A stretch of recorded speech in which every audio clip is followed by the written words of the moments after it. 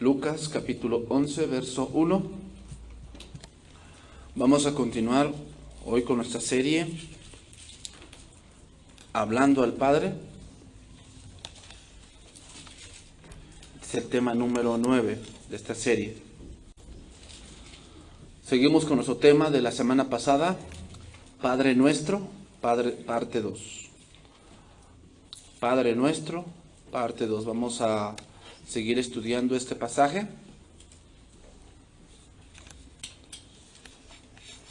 Y esta oración que Jesús enseñó.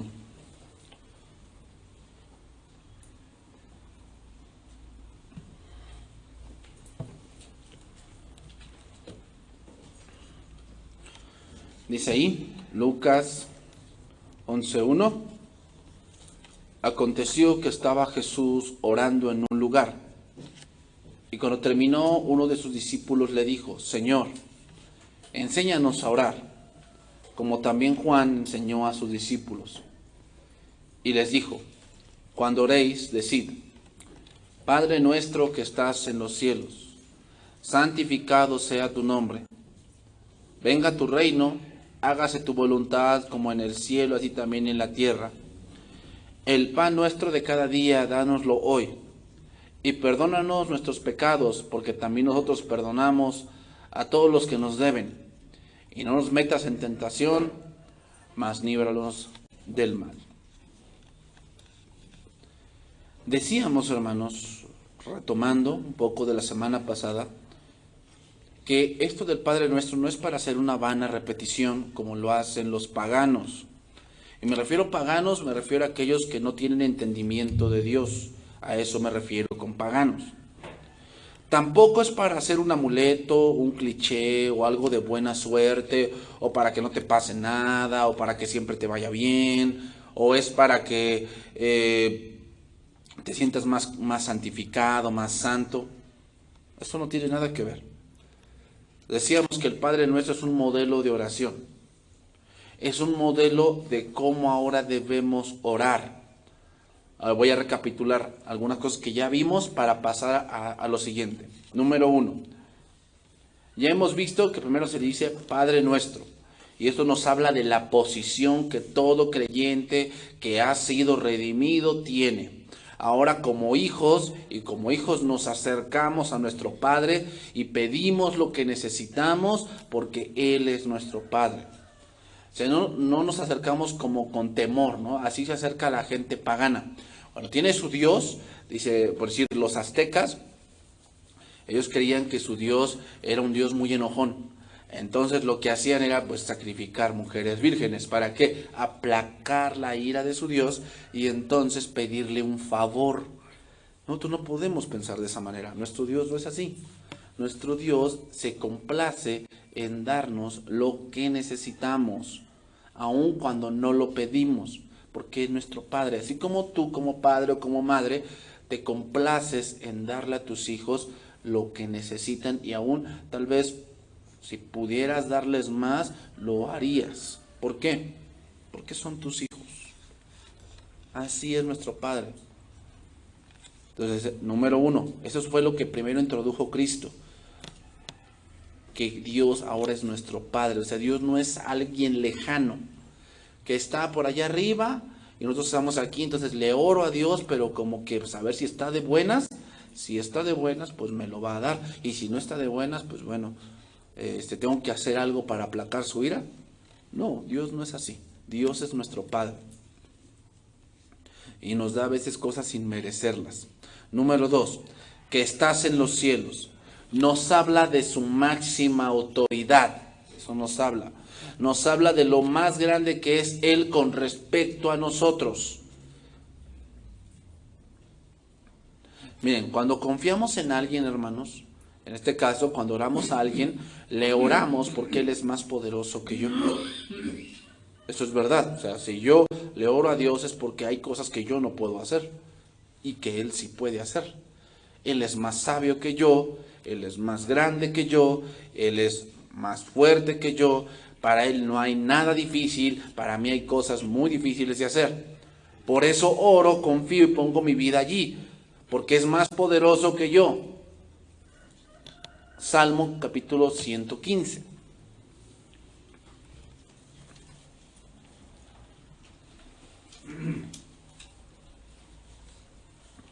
Salmo capítulo 115 dice: no a nosotros, oh Jehová, no a nosotros, sino a tu nombre da gloria, por tu misericordia, por tu verdad.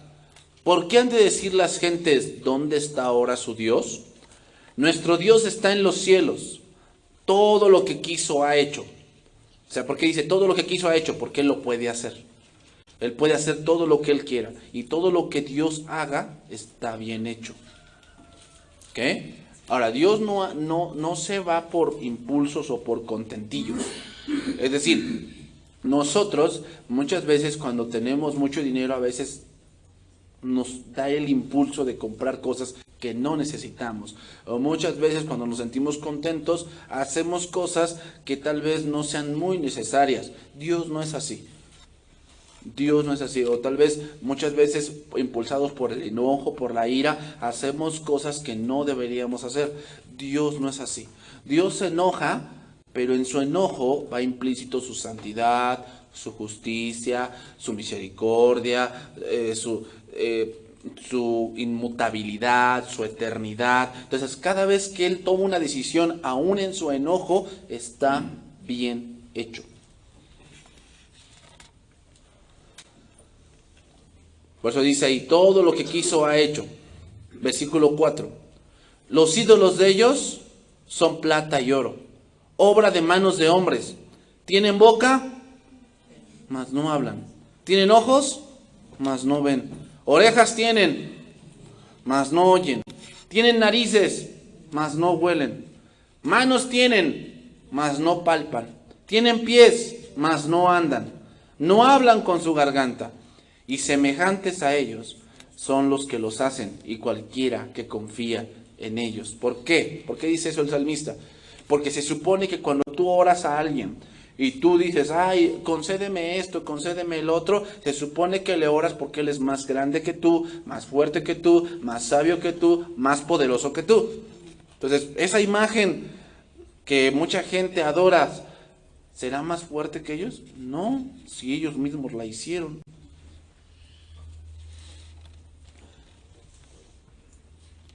Por eso la idolatría, hermanos, es un pecado aberrante para Dios, porque la idolatría es que tú rebajas a Dios y le quitas muchos de sus atributos y lo comparas a algo terrenal. Es una ofensa a su persona. Porque ¿cómo vas a comparar a Dios con algo terrenal? Es una ofensa a Dios. Versículo 9. Oh Israel, confía en Jehová. Él es tu ayuda y tu escudo. Casa de Aarón, confía en Jehová. Él es vuestra ayuda y vuestro escudo. Los que teméis a Jehová, confiad en Jehová. Él es vuestra ayuda y vuestro escudo. ¿Por qué? Porque Él es más poderoso, más sabio, más alto, más grande, eterno, todopoderoso, omnisciente, omnipresente, omnipotente. Para Dios no hay nada imposible. Por eso debemos estar conscientes que nada hay difícil para Él. Esa es la certidumbre de fe, hermanos. Nuestro Padre no es hombre para que mienta, ni hijo de hombre para que se arrepienta. Entonces debemos ser conscientes de quién es nuestro Dios, quién es nuestro Padre. Él es el más alto de los cielos. Él no es como los dioses de los hombres, que no hacen nada. Él no es así. Él sí nos escucha, Él sí habla, Él sí anda. O sea, ¿te imaginas? Tienen que andarlo cargando con su cadenita para que los acompañe. Tienen que andarlo cargando para que se oríe, porque está todo el tiempo encerrado. Lo tienen que sacar. Vete, le tienen que poner su alfombra, pues porque no puede tocar el piso inmundo de los hombres, ¿no? Pero se la tienen que hacer. Si se le despintan los ojos, hay que pintárselos. Si es de yeso y se le rompió el dedo, hay que volvérselo a poner. ¿Tú piensas que Dios necesita eso? No leímos la semana pasada, si yo tuviese hambre, no te lo diría a ti. Dios puede hacer lo que Él quiera. Ese es nuestro Dios. Entonces, a donde tú vayas, Él está ahí. Toda su plenitud, toda su presencia está ahí. Entonces vamos a continuar. estudiando lo que Cristo dijo, Lucas 11:2. Entonces ya vimos que Él es nuestro Padre y que Él está en los cielos, Él es lo más grande. Ahora dice ahí, santificado sea tu nombre. ¿Qué significa esa frase? Santificado sea tu nombre. La palabra aquí santificado viene de una palabra griega que significa hacer santo. Pero no significa que estamos, entre más hacemos las cosas, más Dios es más santo. No. La connotación es venerar.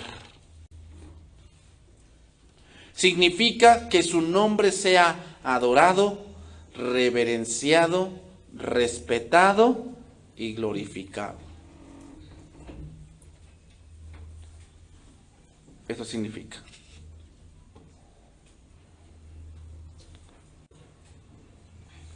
Entonces, santificado sea su nombre significa que su nombre sea adorado, reverenciado, respetado y glorificado. O sea, el anhelo de nosotros como sus hijos es que nuestro Dios sea ensalzado. El nombre de Dios es glorificado cuando ofrecemos cantos, oraciones, la predicación, actos de culto. Ahí es donde Dios es glorificado. Fíjate, en la antigüedad, y hoy también, el nombre de Dios era lo más sagrado para los judíos. El anhelo de todo hijo y creyente verdadero es que el nombre de Dios sea glorificado. Eso significa santificado sea tu nombre. Que sea reverenciado, que sea ensalzado. El anhelo del creyente es que el nombre de su maestro y de su padre sea honrado por todos. Y por eso este mundo pecador no ora de esa manera. ¿Por qué? Porque todo lo que hace es para honrarse a sí mismo. O sea, cuando tú dices santificado sea tu nombre, significa, Señor, que lo que yo haga te glorifique. Eso significa. Primera de Pedro, capítulo 3, verso 14. Primera de Pedro, capítulo 3, verso 14.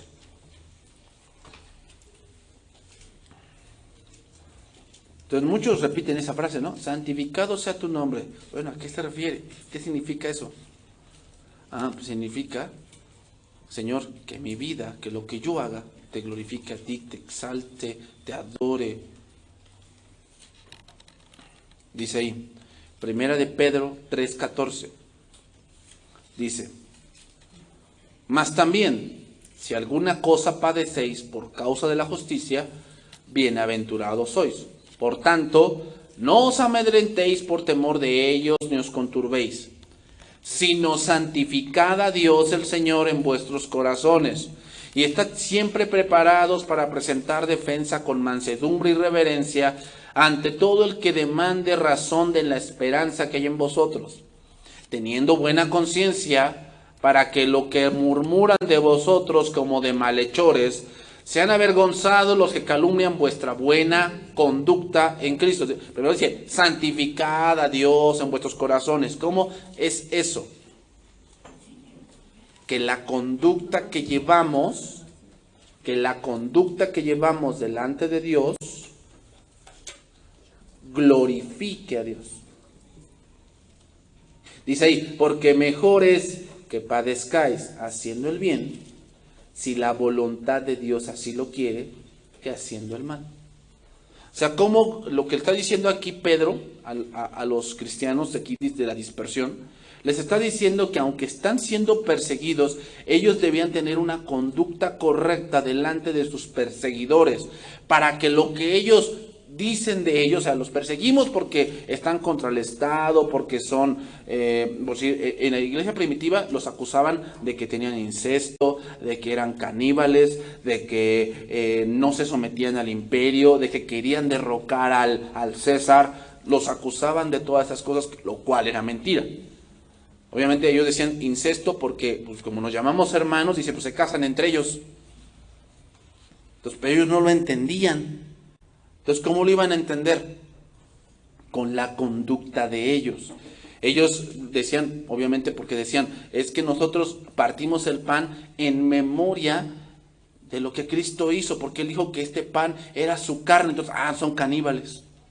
Es lo que ellos decían. Obviamente no era así, pero lo decían. Entonces, ¿cómo demostrar que no era así? La conducta. Y esa conducta iba a ser que Cristo fuese santificado.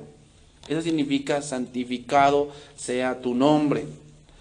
Santificado, esa frase, santificado sea tu nombre, es una invitación también a que juntos exaltemos a Dios. Cuando digamos aquí, vamos a santificar el nombre de Dios, ¿qué significa? Que vamos a exaltar su nombre. ¿Cómo? Con cánticos, con nuestro culto. Es decir, ¿cómo se santifica a Dios en nuestro culto dominical?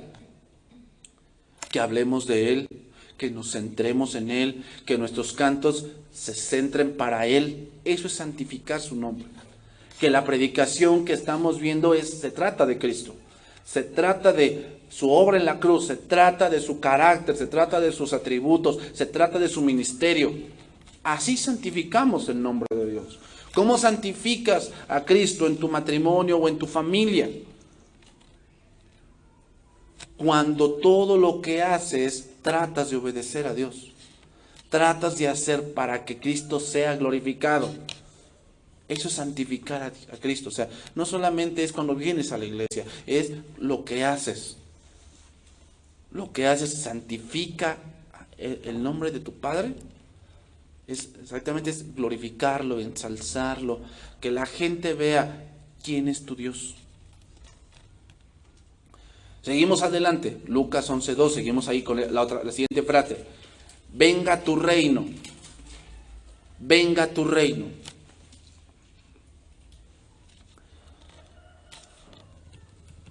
Voy a leerte un versículo aquí. El rey David dijo esto, primer libro de Crónicas 29:10, ahí anótalo. Estamos en la frase, venga tu reino. Asimismo se alegró mucho el rey David y bendijo a Jehová delante de toda la congregación y dijo, bendito seas tú, oh Jehová, Dios de Israel, nuestro Padre, desde el siglo y hasta el siglo. Tuya es, oh Jehová, la magnificencia y el poder, la gloria, la victoria y el honor, porque todas las cosas que están en los cielos y en la tierra son tuyas. Tuyo, oh Jehová, es el reino y tú eres excelso sobre todos. Las riquezas y la gloria proceden de ti. Y tú dominas sobre todo, el reino de Dios. Tú dominas sobre todo. En tu mano está la fuerza y el poder. Y en tu mano el hacer grande y el dar poder a todos. La pregunta que viene aquí es esta. ¿Qué es el reino? Porque cuando decimos, venga tu reino, nos imaginamos a un punto político o tal vez una monarquía, tal vez nos imaginamos un hombre que gobierne todo el mundo. ¿Qué significa venga tu reino? Bueno, voy a proceder un poco a explicar esto, de qué es el reino. Primeramente, Jesús dijo esto, Juan capítulo 18, verso 33. Voy a dejar en claro primeramente esto.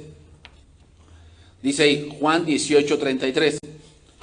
Entonces Pilato volvió a entrar en el pretorio y llamó a Jesús y le dijo, ¿eres tú el rey de los judíos?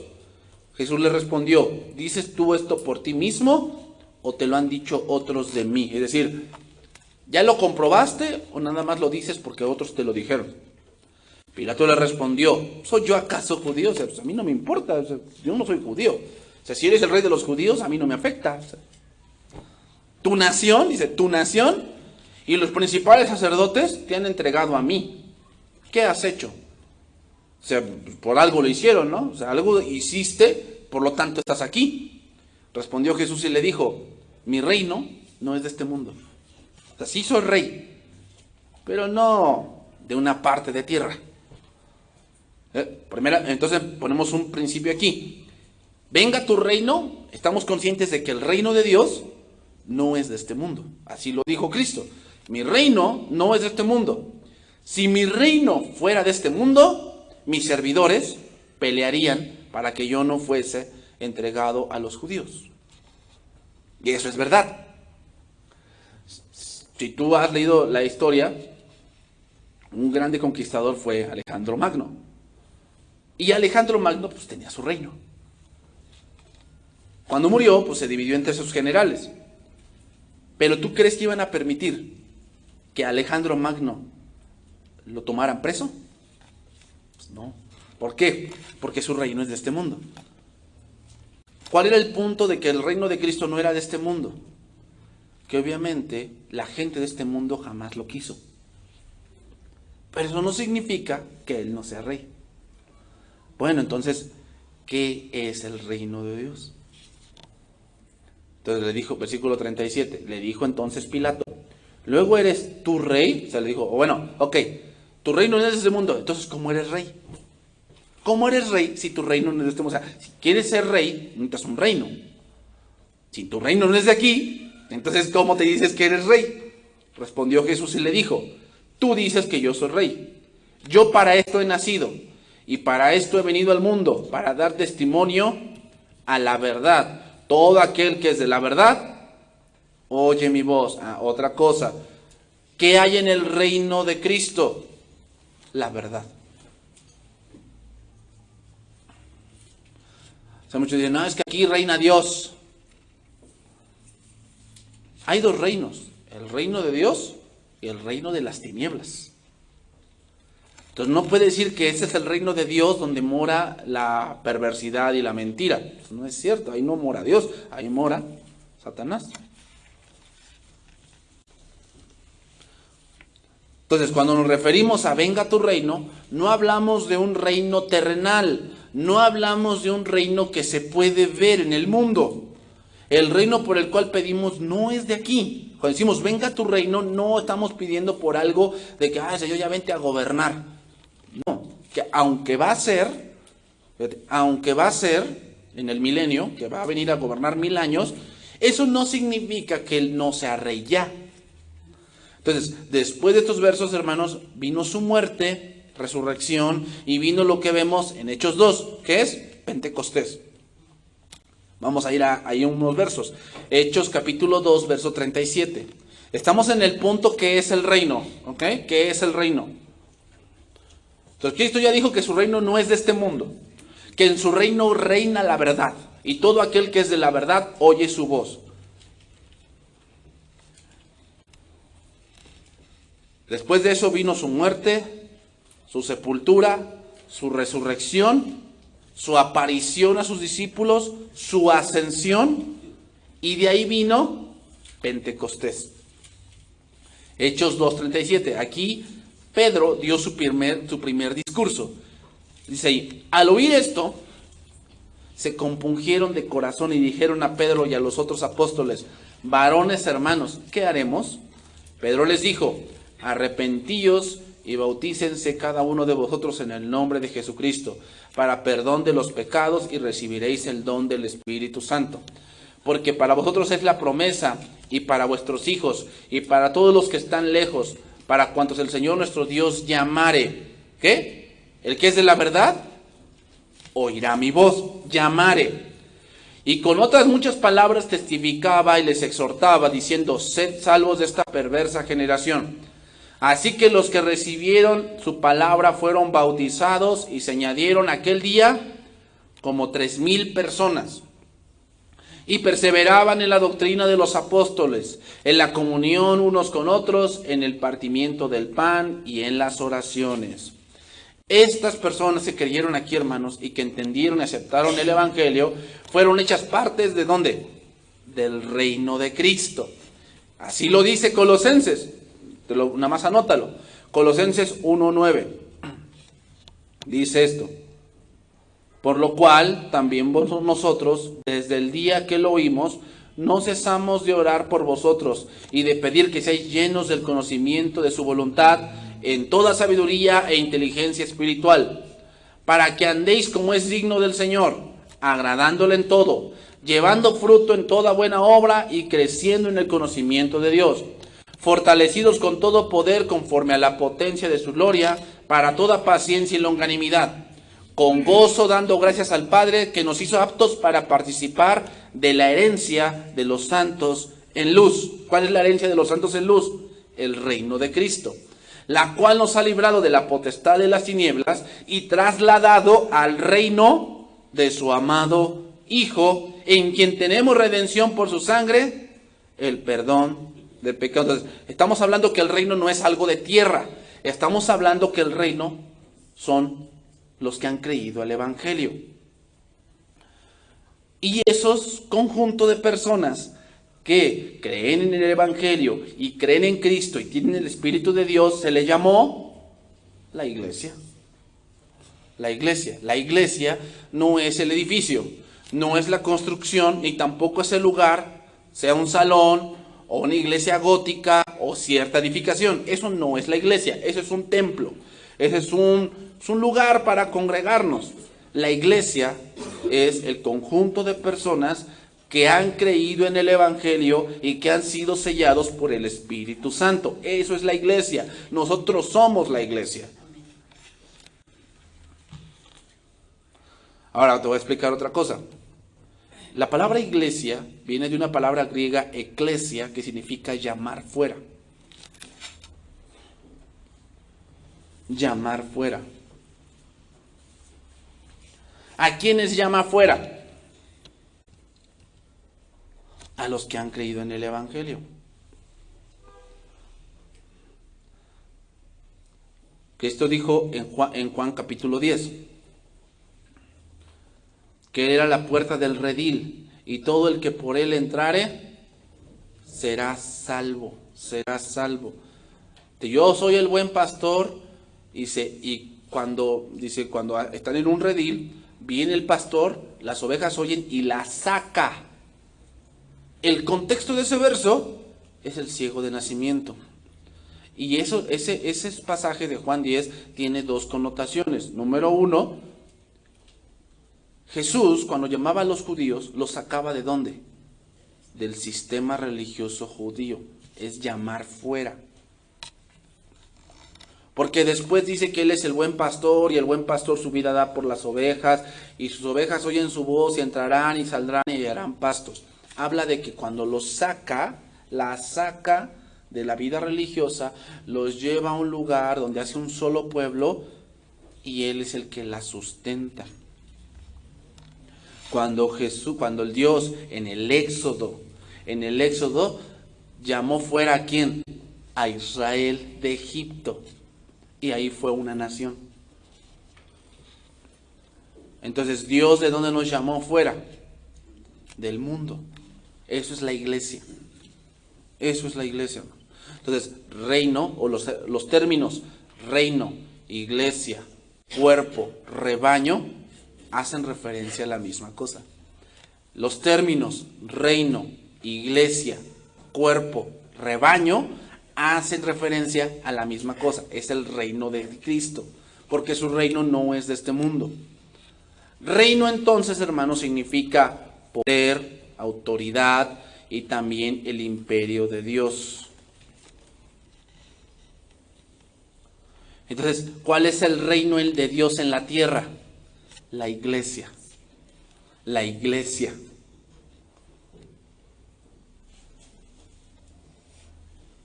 Entonces, ¿qué significa? Venga tu reino. Si el contexto es santificado sea tu nombre, venga tu reino, es decir, significa que tu nombre, oh Señor, sea honrado, adorado, ¿en dónde? En la iglesia. Donde quiera que la iglesia esté, que tu nombre sea glorificado, que santificado sea tu nombre. Venga tu reino. Y su reino no es de este mundo. Hay unos que se llaman, una doctrina por ahí, que ellos hablan de que Cristo no va a venir hasta que la iglesia tenga poder del gobierno. Y utilizan ese tipo de versos. No habla de eso. Entonces, son ese tipo de gentes que tienen esa doctrina que cada uno debe ocupar cierto lugar de candidato presidencial, diputado, senador, presidente municipal, ese tipo de rollos. Que dicen es que la iglesia debe gobernar porque ese es el reino de Dios. No es verdad. El reino de Dios es la iglesia que se rige por los mandamientos de Dios. Ese es el reino de Cristo. Seguimos adelante. Santificado sea tu nombre, venga tu reino. Luego dice ahí, hágase tu voluntad. Como en el cielo, así también en la tierra. Mira, hermanos, podemos decir esto siempre. Y a veces oramos de esta manera. Oramos de esta manera. Señor, yo te pido esto y el otro, pero que se haga tu voluntad. Pregunta. ¿Conoces la voluntad de Dios? Porque si no haces una vana repetición. O sea, tú dices, es que hágase tu voluntad. ¿Ah? ¿Conoces la voluntad de Dios? ¿Sabías que cuando tú dices, Señor, hágase tu voluntad en esto, tal vez la voluntad de Dios es que pierdas eso? O sea, muchas veces decimos, hágase tu voluntad, pero dentro de ti no la quieres aceptar. ¿Te das cuenta cómo es una vana repetición? O sea, tú puedes decir, hágase tu voluntad. ¿Conoces la voluntad de Dios? ¿Sabes cómo se aprende la voluntad de Dios? Aprendiendo su palabra. Si tú oras así y no lees la Biblia, te voy a decir esto. Aquella persona que dice, hágase tu voluntad, cuando no le gusta estudiar la Biblia, ni la lee, ni asiste a las clases bíblicas, hace burla de la oración. Porque ¿cómo puedes decir, Señor, hágase tu voluntad, si ni la Biblia lees? Estás haciendo burla, porque cuando Dios se muestra su voluntad, no la vas a aceptar. Porque no la conoces. Decir, hágase tu voluntad, es someternos a sus designios divinos y eternos. Eso es hacer, hágase tu voluntad.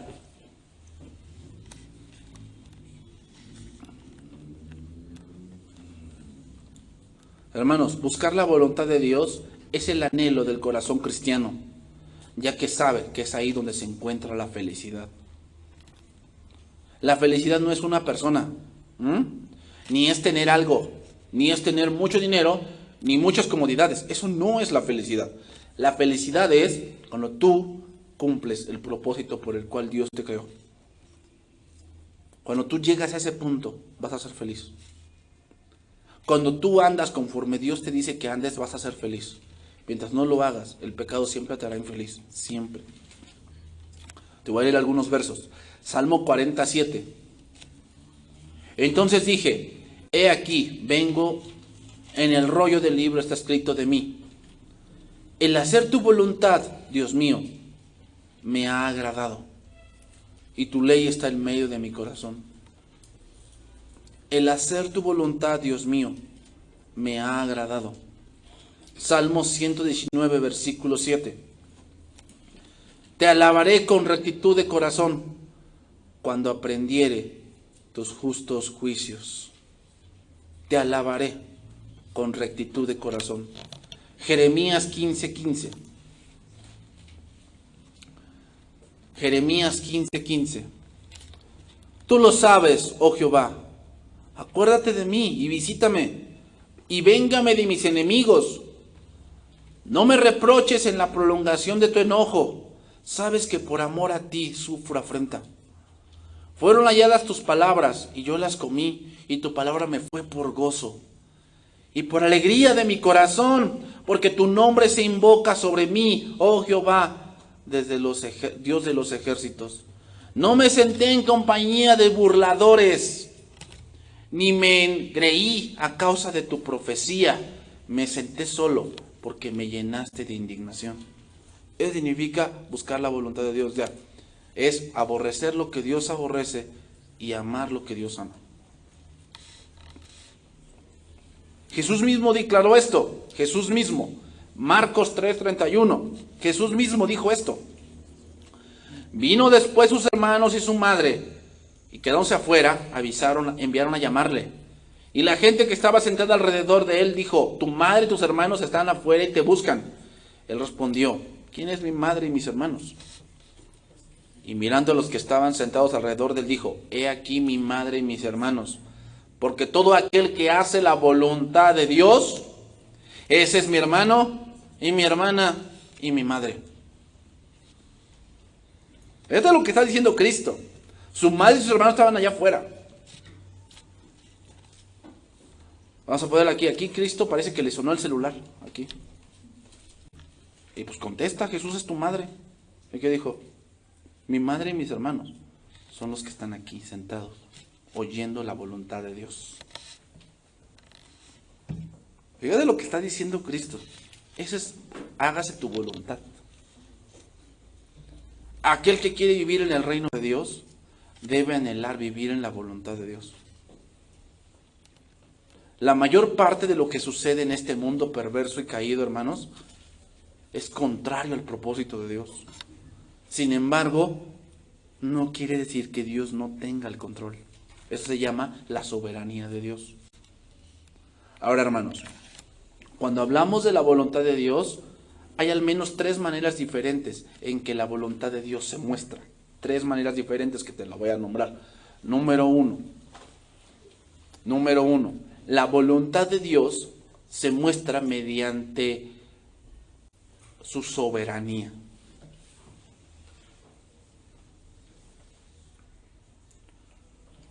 Su soberanía. ¿Qué quiere decir esto? Que Él tiene el control de todo. Y Él actúa aún en medio de la maldad del ser humano. O sea, a veces vemos tanta maldad y decimos, ¿dónde está Dios? No, sí está. Y aunque la maldad parece que se sale de control, no es verdad. Dios le ha puesto un límite y no va a pasar ese límite, la maldad. Y aún en esa maldad, Dios actúa. Ejemplo, la iglesia en China con los comunistas. Tú dices, ay, ¿dónde está Dios? O sea, si está ahí su iglesia, ¿por qué no la cuida? ¿Tú piensas que no lo hace? Pero Dios actúa de maneras misteriosas. Esa es la soberanía de Dios. Mira, la soberanía de Dios es tan grande que dice la Biblia que la hoja del árbol no cae si no es su voluntad. O sea, es tan grande el control de Dios que dice que todos tus cabellos están contados. O sea, quiere decir que no se cae un cabello tampoco de tu cabeza si no es su voluntad. Esa es la soberanía de Dios. Y que aún los hombres más perversos, dice el proverbio, que Dios inclina su corazón a que hagan lo que Dios quiere. O sea, a pesar, hermanos, de que hay mucha maldad en el mundo, esa maldad está bajo el control de Dios, aunque Él no está de acuerdo con la maldad. O sea, no proviene de Dios. La Biblia dice en Santiago 4 que esa maldad viene ¿de dónde? De sus avaricias, de sus malos deseos, de querer ganar y no obtener. De ahí viene. Eso es Santiago 4:1. ¿De dónde vienen las guerras y los pleitos entre vosotros? ¿Piensas que eso viene de Dios? No, pero eso no frustra el plan de Dios, porque Él es soberano. No digo, o sea, a ver, recordando un poco la serie anterior. ¿Era malo que fue de Dios en el sentido de que sus hermanos de José lo odiaran? O sea, ¿Dios puso ese odio en ellos? No. Eso ellos lo decidieron tener. Pregunta, ¿le frustraron el plan cuando lo vendieron? No. Aún con todo eso, Dios actuó. O sea, ¿Dios tenía el control? Sí. ¿Pero Él estaba de acuerdo con esa maldad? No, porque Él es santo. Pero aún con todo eso, Dios ocupa todas esas cosas de manera soberana e extraordinaria para cumplir su propósito. ¿Cuál fue? Que José fuese rey de Egipto.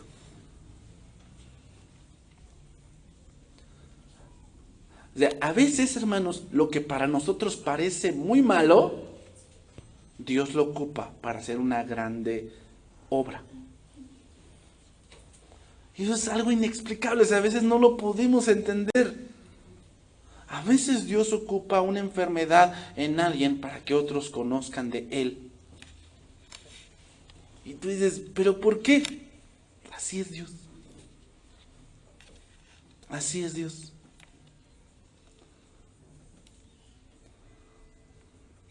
A veces Dios puede ocupar tu gran desobediencia, que obviamente tendrá sus consecuencias, pero Dios en su misericordia puede hacer una obra. ¿Pero fue de Dios que te desobedecieras? No, eso tú lo decidiste. y decidiste pasar por ese valle de lágrimas y de espinas, pero eso no le frustra el plan a Dios. Él va a hacer algo. O sea, cuando el hombre dice, no, yo no quiero de Dios, eso no lo puede hacer. Porque Dios tiene el control de todo, porque Él es soberano. Así se muestra su voluntad. Número 2. La voluntad de Dios está establecida por reglas. Es decir, ¿quieres saber la voluntad de Dios? Lee los 10 mandamientos. Esa es la voluntad de Dios. ¿Cuál es la voluntad de Dios? Pues que no mates, que no robes, que honres a tu padre y a tu madre, que no codicies cosas que no son tuyas. Esa es la voluntad de Dios.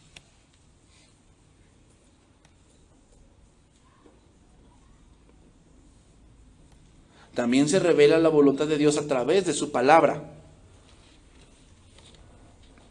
La palabra de Dios dice en Tesalonicenses que la voluntad de Dios es vuestra santificación. A ver, ¿será la voluntad de Dios que yo me contamine con el mundo? No es la voluntad de Dios. La voluntad de Dios es que te santifiques, es decir, que te apartes de esas cosas que manchan tu corazón, manchan tu mente. Es la voluntad de Dios que te apartes de eso. ¿Será la voluntad de Dios que yo destruya mi cuerpo? No, no es la voluntad de Dios. Porque dice Dios que todo lo hizo hermoso en su tiempo. Cuando tú no cuidas lo que en tu tiempo debes de cuidar, no es la voluntad de Dios. También la voluntad de Dios se ve establecida por tu conciencia. Tu conciencia, o sea, tenemos ese grillito, ese Pepe Grillo que te habla, que te dice, no, estás mal, estás mal. Esa voz interior que luego te habla, porque no requiere saber mucha Biblia. Sabes por naturaleza qué cosa es buena y qué cosa es mala. Lo sabes. Por eso de que no, es que está chiquito, no sabe. Tiene la conciencia. ¿Y sabes cómo te puedes dar cuenta que tu hijo lo sabe? Cuando se esconde. ¿Por qué se esconde? Porque su conciencia lo está acosando y sabe que merece un castigo. Lo sabe. Por eso se esconde. De que, a ver, ven acá. ¿Por qué hiciste eso? Y se va y se esconde. Debajo de la cama, ¿no? O corre al baño y cierra la puerta. ¿Por qué hace eso? Es que no sabe. No, te haces tú. Sí sabe. Porque su conciencia allí lo está acusando. ¿Qué hizo mal? ¿No? ¿Qué pasa cuando el hermanito le pega a la niña, a su hermanita? Y la niña empieza a llorar. ¿Y qué pasó? ¿Le pegaste, verdad? ¿Por qué le pasa a tu hermana? Su conciencia lo acusa. Esa es la voluntad de Dios. ¿Te das cuenta? O sea, tan rápido te das cuenta cómo la voluntad de Dios se ve. Que Él llora porque sabe que merece una corrección. Sabe que merece una corrección. Porque sabe que hizo mal. Cuando tú no la das, la corrección en ese momento, Él va a pensar que no es tan malo. No es tan malo. Así, o sea, yo pensé en mi conciencia que sí era malo, pero como mi papá y mi mamá no me dijeron nada, entonces, ¿qué? Creo que no es tan malo. Así se demuestra la voluntad de Dios. Entonces la voluntad de Dios muchas veces se demuestra por cosas que tú haces y que te viene una consecuencia que no es muy agradable, te das cuenta que esa no es la voluntad de Dios, porque te va mal. Número 3. Otra forma de la voluntad de Dios es por la actitud de Dios. Que define lo que le agrada y lo que le desagrada. Por ejemplo, ¿se complace Dios en la muerte de los impíos? Es decir, se alegra de que, ay, sí, ya lo voy a enviar al infierno a porque ya me tiene harto, entonces ahora, qué bueno. ¿Eso dice la Biblia? No, dice la Biblia que Él no se complace en la muerte del impío, sino que el impío se arrepienta. Entonces, ¿cuál es la voluntad de Dios? que el impío se arrepienta. Esa es la voluntad de Dios, lo podemos ver. Pero eso no quiere decir, o sea, aunque Dios no se complazca en que el impío muera, eso no quiere decir que no lo va a juzgar. Porque el deleite supremo de Dios es su santidad y su justicia. O sea, Él no va a permitir que su justicia y su santidad sean pisoteadas. No, no sería justo. Por eso es lo que piensan, es que al final Dios va a salvar a todos. Eso no sería justo. Y Dios es justo, ¿verdad? Sí, Dios no quiere que nadie se pierda, que todos se arrepientan. Si todos se arrepintieran, Dios salvaría a todos. Pero no todos se quieren arrepentir. Por lo tanto, Dios tiene que juzgar eso. Y aunque Él no se complace en la muerte del impío, tendrá que juzgarlo.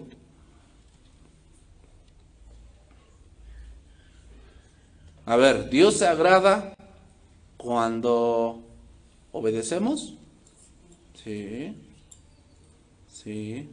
¿No has visto a mi siervo Job, que es apartado del mal, temeroso de mí, que no hay otro como él? Se agrada a Dios. ¿Pero qué dijo de Saúl? Me pesa haber puesto a Saúl por rey, porque se ha vuelto contra mí. Ahí vemos la voluntad de Dios. Que hay algo que, ¿cuál es la voluntad de Dios? Que le obedezcamos. ¿Qué es tu voluntad? Que le obedezcamos. O sea, ay, ¿será la voluntad de Dios que yo haga esto que me está mandando aquí? No, yo creo que no, Él exagera. Esa es la voluntad de Dios. Y si Él lo está diciendo allí, esa es su voluntad. Que obedezcamos. Entonces los cristianos, hermanos, oran, hágase tu voluntad para que éste se lleve a cabo por su obediencia. De tal modo que le pueda honrar por medio del testimonio que Él va a dar cuando obedece. Eso significa, hágase tu voluntad de decir, Señor, pues muéstrame tus caminos para que los haga. Eso significa. No significa que pues, Señor, hágase tu voluntad, pero sobre mí no.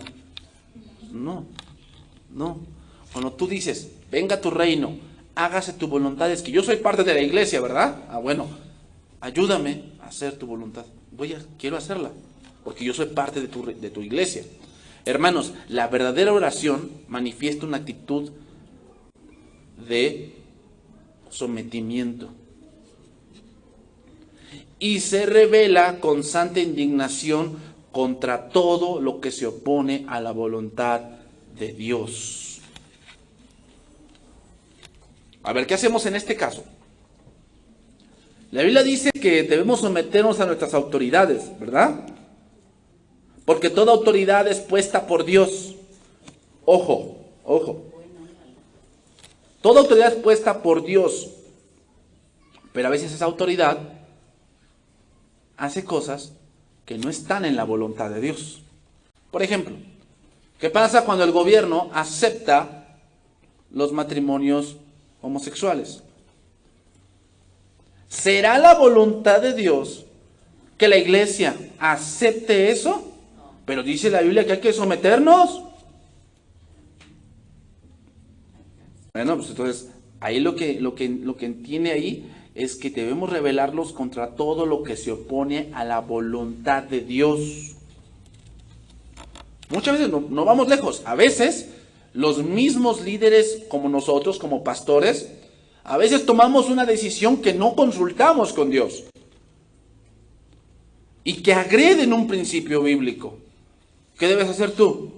Rebelarte, pero ¿en qué sentido? De que, pues, yo no me someto, hazle como quieras. No, es, oye, pastor, pues creo que eso no va en contra de aquí lo que dice la Biblia. O sea, no podemos estar de acuerdo contra algo que agrede, ¿qué? La voluntad de Dios. Pero ¿cómo vas a saber eso si no estudias? ¿Cómo vas a saber la voluntad de Dios si no estudias? Por eso muchos, su vida es un caos. Porque dicen, es que esta es la voluntad de Dios. No, esa es tu voluntad. Eso es lo que tú quieres hacer. ¿Será la voluntad de Dios? Orar para que se haga la voluntad de Dios es no querer resignarse al estado pecaminoso en el cual vivimos. Significa, hermanos, ir al contrario de. Significa despertar y dejar de dormir. Te lo dije yo el jueves. Muchos hombres y cristianos están durmiendo. ¿Sabes por qué? Porque no, se vienen tiempos mejores. No, viene el año de la prosperidad. Deja de dormir. Ve la realidad. La Biblia no dice eso.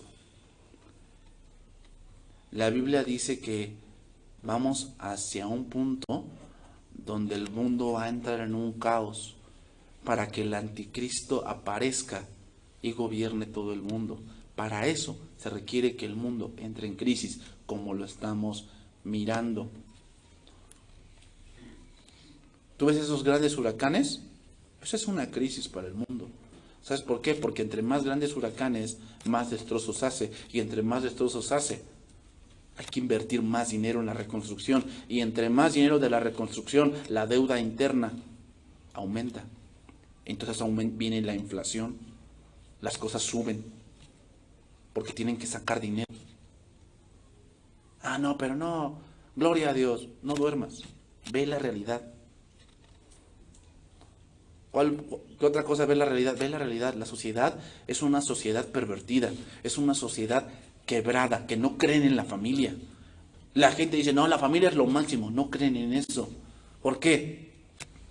Pregúntate tú en tu colonia, en donde tú vives, ¿cuántas familias hay de verdad que de verdad tengan un papá y una mamá y que estén con sus hijos bien? ¿Cuántas? Contadas. Son madres solteras, hijos ahí abandonados con la abuelita. Eso es la sociedad, o sea, hay que despertar, eso es la sociedad en la que vivimos. O sea, no, todo va a mejorar. Otros que están durmiendo, no, ahora que ya se va el PRI, ya ahora todo el país va a mejorar. Despierten. Para que el país mejore, lo primero que debe dejar es la idolatría, porque ese país es muy idólatra. Eso es ver la realidad. Ver la realidad es que las decisiones que el gobierno está tomando con respecto al matrimonio están destruyendo la familia. ¿Qué vas a hacer cuando tu hijo llegue y te diga, mamá, en la escuela me enseñaron que una familia pueden ser 2 hombres o 2 mujeres? ¿Qué vas a hacer allí? Ah, bueno, no, es que el niño no entiende todavía. Más adelante le voy a explicar. Tú estás contribuyendo a esa destrucción de la sociedad. Hay que despertar, esa es la realidad.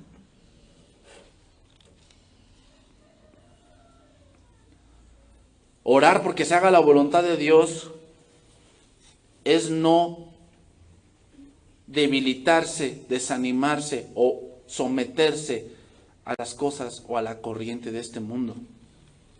Es reconocer que hay una guerra cósmica entre el reino de Dios y el reino de Satanás y negar a negociar una tregua con las fuerzas del mal. O sea, tenemos que ver, hermanos, que cuando tus hijos salen a la escuela, cuando tus hijos salen al trabajo, cuando tus hijos salen a convivir al cine con sus compañeros, se están exponiendo a pensamientos que son del maligno y que llegan a tu casa y a veces los traen y tienes que combatir con eso. Oye, mamá, ¿por qué mi amigo vive de esta manera? Oye, mamá, mi amigo me dijo que ya estoy en edad de probar esto. Se exponen a eso. A veces empiezas a ver que tu hija o tu hijo empiezan a cambiar su conducta. ¿Por qué? Se exponen esas cosas en la escuela. A veces la escuela tiene más a tus hijos que tú mismo. Ahora con la escuela de tiempo completo, ¿cuánto tiempo tienen a tus hijos? ¿10 horas? ¿8 horas? ¿Cuántos tiempos los tienes tú? Y es una guerra allí. Porque en la escuela le enseñan algo y llegan a tu casa y lo quieren hacer. ¿Y tú qué tienes que hacer? Luchar contra eso. Hágase tu voluntad. A ver, ¿qué dice Dios? ¿Qué dice Dios? A ver, tiene 9 años, ¿está en la edad de decidir? No, pero ya que aprenda. ¿No? ¿Qué dice Dios? ¿Qué dice Dios? Esa es la voluntad de Dios. ¿Qué dice Dios? Instruye al niño en su camino. Y si mal os pareciere servir a Jehová, escogeos hoy a quién sirváis. Si a los dioses que fueron allá en Egipto, o los que de estos pueblos, pero yo y mi casa serviremos a Jehová. ¿Esa es la voluntad de Dios? Si lo dice, sí. Es la voluntad de Dios. La verdadera oración, hermanos, se centra en Dios. Reconoce su derecho soberano de negar cualquier petición que no se centre en Dios. Y negar cualquier petición que no está de acuerdo a su perfecta voluntad. O sea, si no está en su voluntad, no te lo va a dar. ¿Sabes por qué? Porque Él también sabe que si te da eso, te vas a destruir. Muchos oran por tener muchas cosas. ¿Sabes por qué Dios no te las da? Porque no estás listo para tenerlas. Porque si las tuvieras, te vas a perder. ¿Será la voluntad de Dios que aquel celular que te compraste de 20,000 pesos se te descompusiera? Pues muchas veces es la voluntad de Dios. ¿Sabes para qué? Para ver tu corazón. Y a veces con ese tipo de cosas se deja ver que efectivamente Dios por eso te lo quitó. Porque a lo mejor estabas tan enajenado con esas cosas que no le dabas tiempo a lo que deberías tener tiempo. Yo no creo que la voluntad de Dios sea que, pues yo necesitaba esto para la computadora para mi trabajo. Yo no le hago mal a nadie. Eso es lo que tú dices. Pero Dios conoce muchas cosas de ti. Y a veces Dios hace que las cosas te sean quitadas para que tú aprendas a confiar en Dios. Vámonos por la parte final. Ya se me acabó el tiempo. Lucas 11:3. Y con eso voy a terminar. Vamos a ir, nada más voy a dar aquí unos puntos. Y la próxima semana seguiremos estudiando esta parte. Dice ahí, el pan nuestro de cada día, dánoslo hoy. Mira, hermanos, hasta ahorita hemos visto 3 peticiones que tienen que ver con Dios y su gloria. Por decir, número 1, santificado sea tu nombre. Esta fue la primera petición, ¿no? Pero ¿a quién queremos santificar? Al Padre. Número 2, venga tu reino. Y número 3, hágase tu voluntad. Esas son 3 peticiones que tienen que ver con Dios y su gloria. Las próximas 3 tienen que ver con las cosas fundamentales del ser humano, que también glorifican a Dios. Número 1, el pan nuestro de cada día. O sea, mi provisión diaria. Dios sabe que tienes que comer, ¿eh? Dios lo sabe. O sea, Él no es un inconsciente. Y mira, aún así, aunque no tuvieras, que estuvieras enferma, estuvieras tirada en cama y no puedes trabajar y no hay nada que comer, Dios no se olvida que tienes que comer, ¿eh? Número 2, perdónanos nuestros pecados. Dice la palabra que Él perdona por amor de su nombre.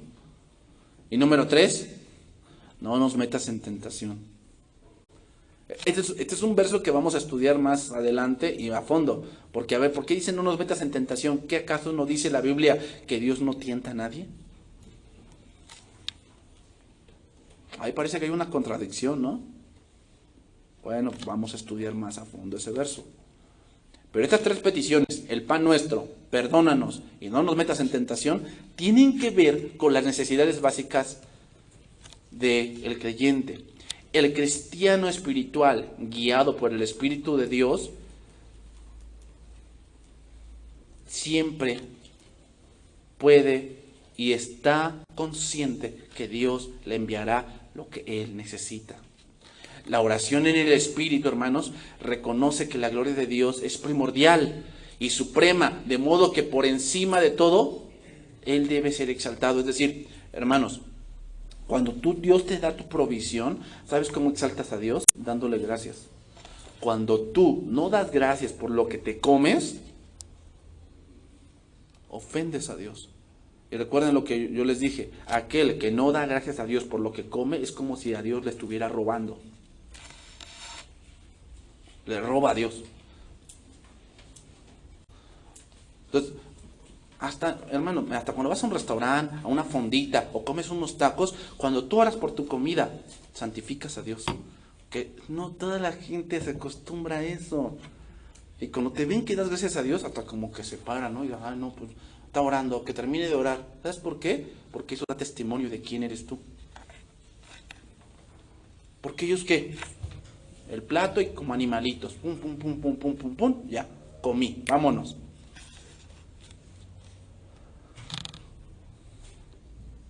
Entonces, aún en la provisión, hermanos, Dios debe ser glorificado. Cuando Dios te da algo, debe ser agradecido. Entonces, aunque la oración cambia hacia esas necesidades, el énfasis en general es la gloria de Dios. Amén. Vamos a orar, hermanos.